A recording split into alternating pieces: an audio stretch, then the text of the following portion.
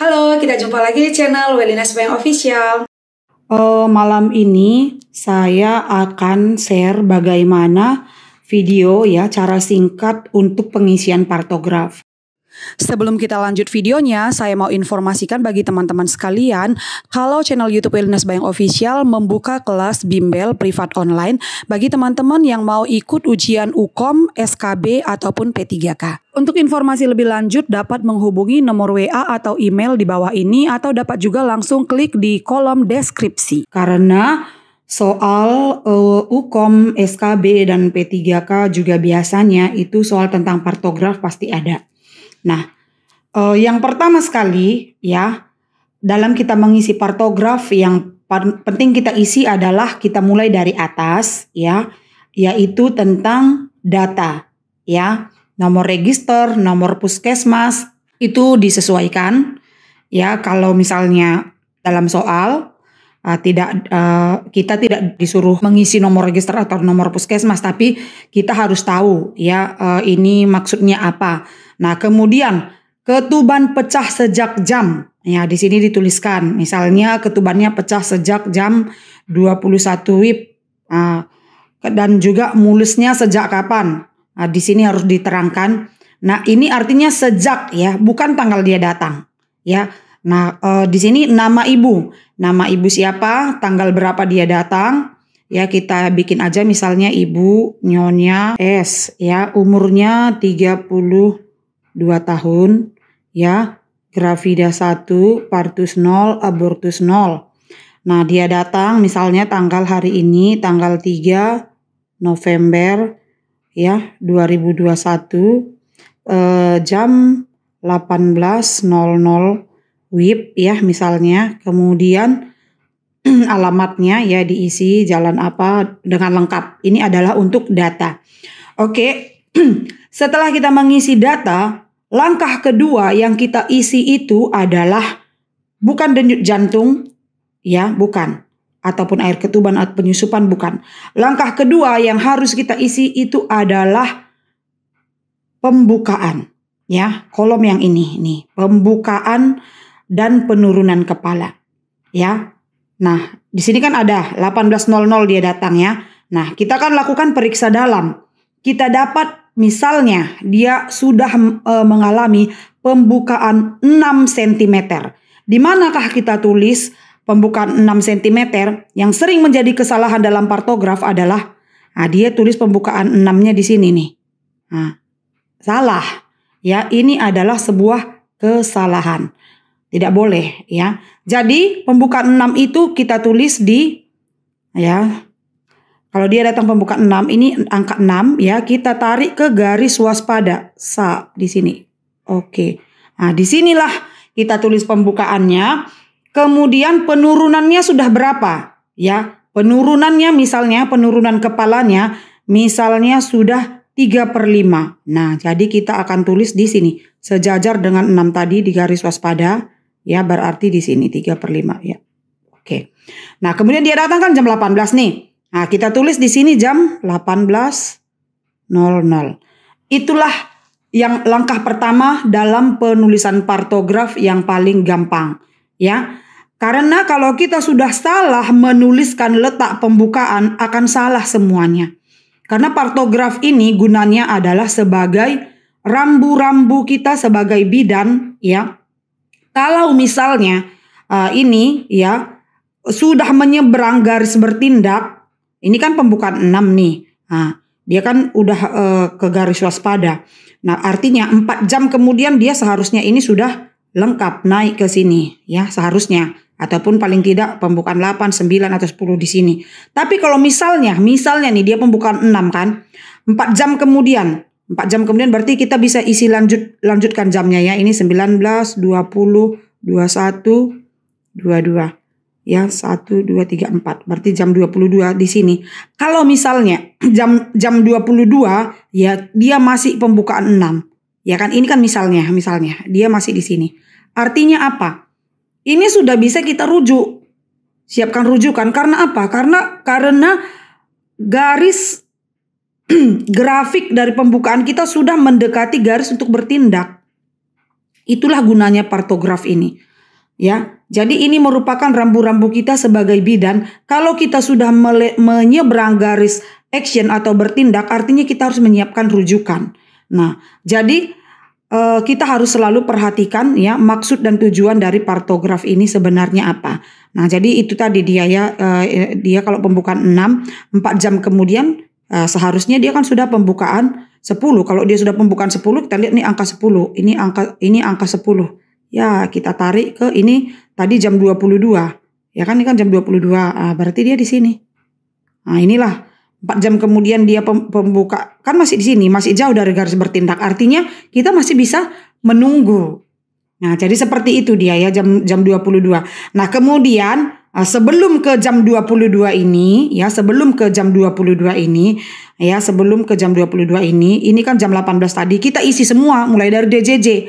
DJJ-nya berapa di jam 18? DJJ-nya 140 misalnya. Ini kan 140. Ini sebaris semuanya ya, sebaris. Oke, ini 140. Oke. Nah, ini 140. Kita bikin tanda titik di sini.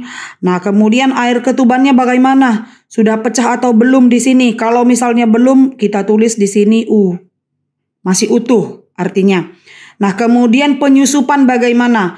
Penyusupan itu adalah molase ya, molase kepala janin. Saat kita periksa dalam, apakah sutura sagitalisnya itu bersatu, menyatu. Ya, kalau misalnya terpisah, ya berarti artinya molasenya negatif ya, 0 gitu ya, negatif. Nah, tapi kalau dia sudah bersatu berarti molasenya, oke, bentar ya. Gini ya. Tapi kalau misalnya terdapat molase kepala janin, kalau positif 1 kita tulis ini tadi kita tulis positif 1. Kalau positif 2 simbol positifnya 2. Nah, tapi ini kita anggap normal ya. Tidak ada molase kepala janin berarti negatif. Nah, seterusnya kita lanjut terus. Ini kalau misalnya dia DJJ-nya 140 di sini ya, kan kita lihat tadi dia harus sejajar semuanya. Ya, sejajar dengan pukul 18 ini tadi. Ini kan tadi dia pukul 18 kan di sini nih, ini garisnya ini. Nah, jadi dia harus satu baris dia semua dengan yang pembukaan 18 ini. Nah, makanya kalau mengisi partograf itu harus pakai roll. Karena garisnya itu cukup kecil ya. Oke.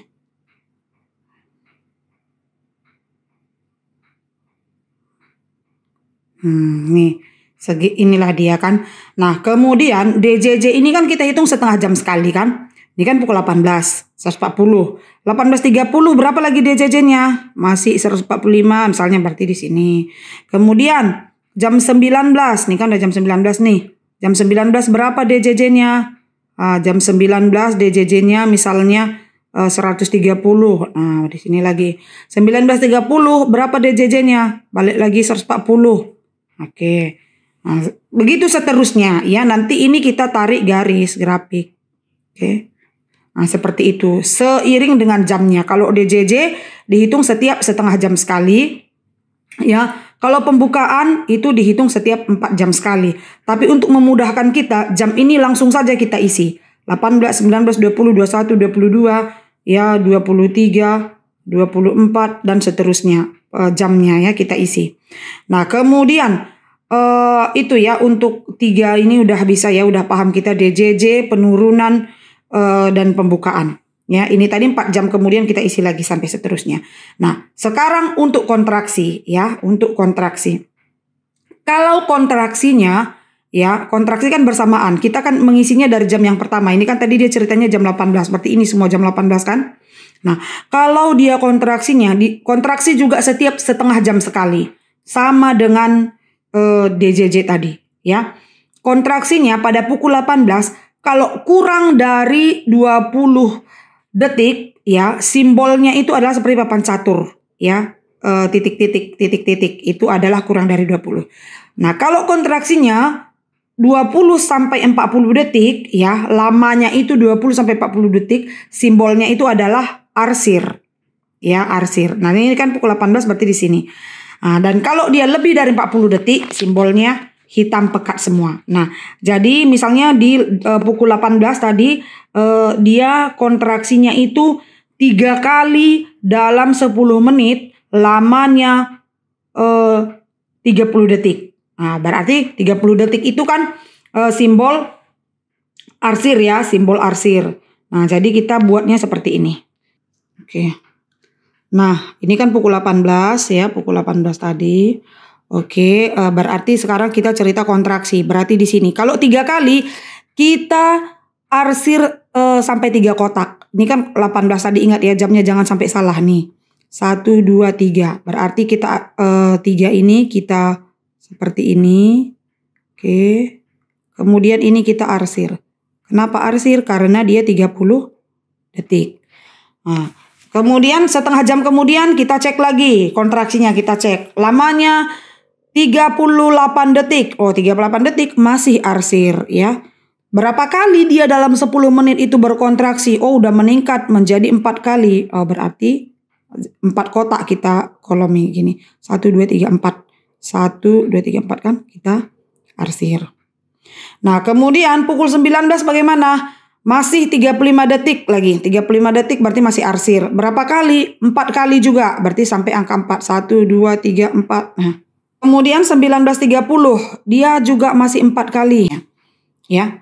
Kemudian misalnya nih pukul 8 ini kan pukul 8 ini 20.00 kan. Pukul 8 kontraksinya meningkat jadi 45 kali. 45 kali kontraksinya meningkat menjadi 5 kali dalam 10 menit. Lamanya 45 detik. Bagaimana penulisannya? 5 kali berarti sampai angka 5. 1, 2, 3, 4, 5. 45 detik. 45 detik gimana? Simbolnya sudah hitam semua. Berarti ini kita fullkan. Ya, caranya seperti ini. Ya, ini full jadinya. Bukan arsir lagi.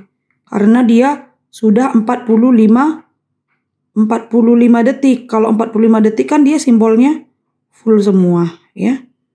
Oke. Seperti itu ya. Dan seterusnya. Anggaplah dia ini sampai pukul 22 kontraksinya ini kita pantau ya. Sampai pukul 22 kita anggaplah dia ini kontraksinya 5 kali ya. Dalam 10 menit ya dia itu full semuanya. Sudah 45 detik, 50 detik, seperti itu kontraksinya. Berarti dia simbolnya seperti ini, full ya, full semua. Seperti ini dia jadinya, full semua karena dia 5 kali. Udah seperti ini dia simbolnya. Dia tidak arsir lagi karena dia sudah 45 detik ya.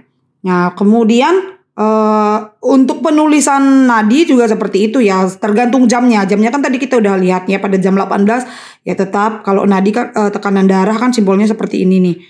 Seperti tanda panah. Kalau misalnya tekanan darahnya 120/80 misalnya, ini kan tetap sejajar. Seperti saya bilang tadi ini sejajar ya. Satu baris ini kita harus pakai roll seharusnya ya.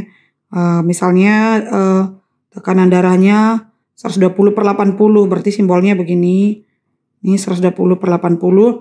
Nadinya berapa? 80 kali misalnya, buat bulat di sini gitu. Ya, oke. Suhunya berapa? Suhunya ingat ya, kita sama penulisan suhu sama dengan penulisan jam ya, di sebelah kanannya, Suhunya 37 derajat Celcius. Oke, protein urinnya bagaimana?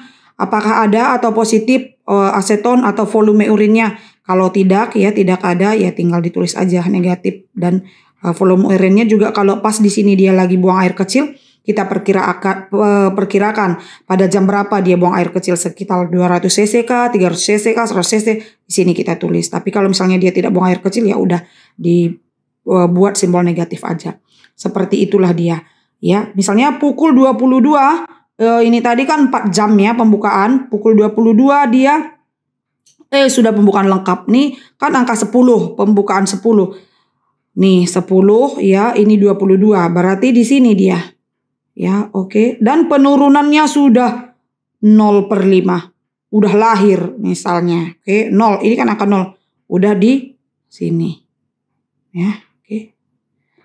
Oke, berarti di sini dia udah lahir ya. 20 ini kan sudah pembukaan lengkap, maksud saya sudah pembukaan lengkap kan, sudah maju mundur kepala kan di sini di pukul 22 ya. Ini tadi tetap kita teruskan setiap setengah jam sekali, kita tetap pantau terus ya. Setiap setengah jam sekali kita pantau terus ini. Ini setiap setengah jam sekali tetap kita pantau. Misalnya grafiknya seperti ini ya.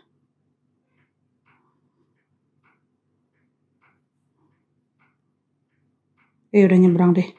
Karena dia setiap setengah jam sekali kan kita melakukan pemeriksaan DJJ. Sorry ya, tidak rapi. Nah, selama dia tidak melewati ambang batas tebal ya, 150 dan kurang dari 100 ya, 110 atau 150 itu masih kita anggap DJJ-nya normal, oke? Nah, kemudian di sini misalnya ini bayinya lahir pukul 22.30, bayi lahir. Di sini kita tulis keterangan pukul 22.30 ya, bayi lahir. Bayi lahir ya, jenis kelamin laki-laki misalnya ya. Jenis kelamin laki-laki, berat badan, Apgar skornya kita tulis juga di sini, jenis kelamin laki-laki. Kemudian bagaimana keadaannya, bugar ya, Apgar skornya bagus ya, bugar. Nah, kita tulis seperti itu aja. Nah, jadi singkatnya seperti inilah partograf ya. Ini juga kita teruskan ya, tekanan darah, pemeriksaannya setiap 1 jam sekali kita lanjutkan.